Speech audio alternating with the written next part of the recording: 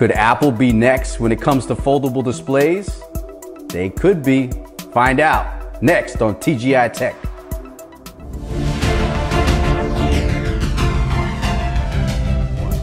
What's up, party people? Android Stud here, and it is time for TGiTECH. That's right, thank God it's tech. And first up, my Poco friends, let's talk Pocophone. That's right, looks like they're getting an update for HD playback on Netflix, Amazon Prime, and other video services. Now, this is a closed beta, but you can install it on your Pocophone if you want to get that Widevine L1 certification. What does the Widevine L1 mean? Look, it's basically support so you can play back HD videos from Netflix and other video services, and it looks like Xiaomi pulled it off, and you're able to do this on your Pocophone F1 now. Now, this will be part of the update, the official update that's going to be coming out later in March, so make sure you look out for it. But you can actually install this now if you want. I'll leave a link down in the description to get that beta so that you can install it on your Pocophone if you're brave enough. Now, not only that, will they have Netflix HD playback and the major update that's coming up next. They're also supposed to have 4K 60 frames per second. That's right. Don't know about 1080p 60 frames per second. You would think that would be first before 4K, but hey, I'm not making these official updates. Xiaomi is. Also, hopefully they fix the touch lag issues and also battery drain issues on the Pocophone F1. So look out for that. That's some exciting news for you Poco fans. All the rage right now on the internet and everywhere in the tech world is about those foldable displays. Could Apple finally be getting into the game? Well, it looks like recent rumors and some patents that Apple supposedly has been working on this since 2017. Now, will they release this next year in 2020 and get into the game with Samsung and Xiaomi and some other OEMs when it comes to foldable displays? Now, look, I don't think Apple's gonna do this. Look, they didn't add a pin to any of their phones like the Note from Samsung. I don't think they're gonna get into this foldable game. I just don't see it carrying that far ahead. Look, it's a luxury item when it comes to foldable displays. You're looking at $2,000. Some people are even gonna charge more than this. Apple doesn't need it. They got iPads, MacBook Pros, they got a big iPhone. I just don't see how this helps Apple. Stick to what you know. Don't get into this realm of making foldable displays. You guys have a great product when it comes to AirPods, iPhones, Apple Watches, and your ecosystem is bar none. No one's touching it.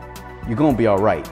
And speaking of the foldable game, the Huawei Mate X was announced this week, and this thing looks boss. I like it better than the Galaxy Fold. Look, this thing opens up to an 8-inch display, and it looks super. It looks better than the Galaxy Fold. The one thing I don't like about the Galaxy Fold is when it's not unfolded, it's like ugly.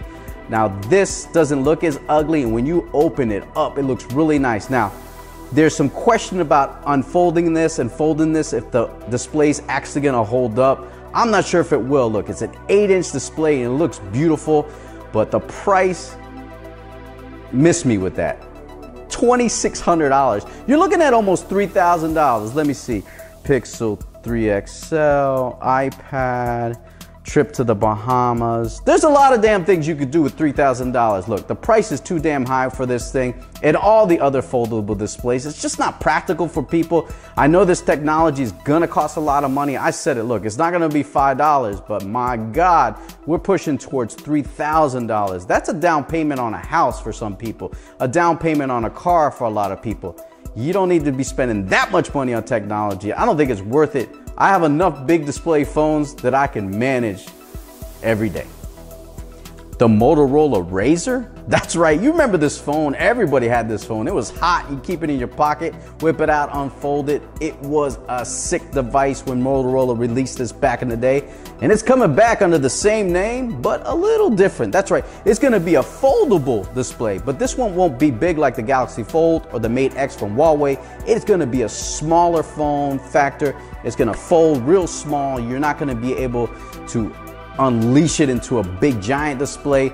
This to me seems a little more practical. Now, if they could keep this at a reasonable price, but I don't know if they can do it, man. This foldable technology takes a lot of money to perfect, and you're opening up this device, opening and closing it, opening and closing it. So you have to make a sick display to take that kind of pounding and still look amazing. If they can keep it maybe to $999, I don't know if I even buy this. You can get a OnePlus 7 for $600-700 bucks.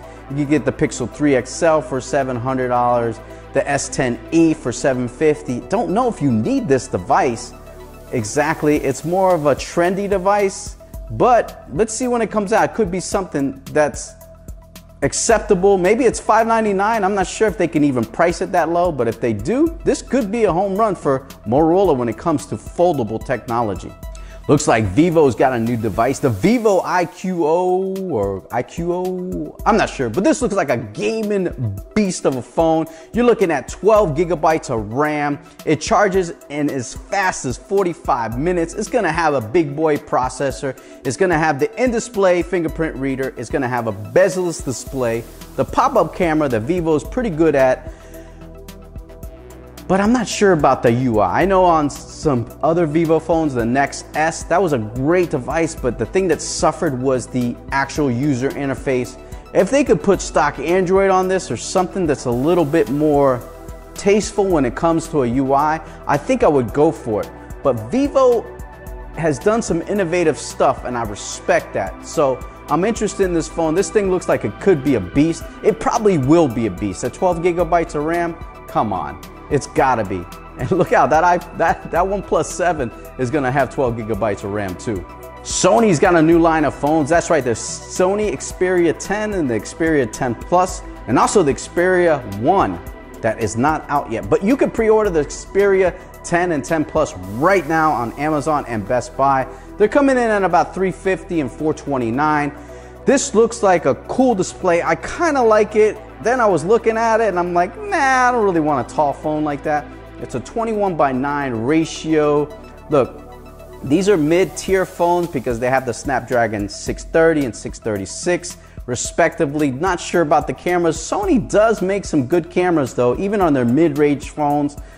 It's just, to me, I'm not sure if I really want to get this. I don't know about the 21:9, but it's an interesting, it looks intoxicating and it looks enticing.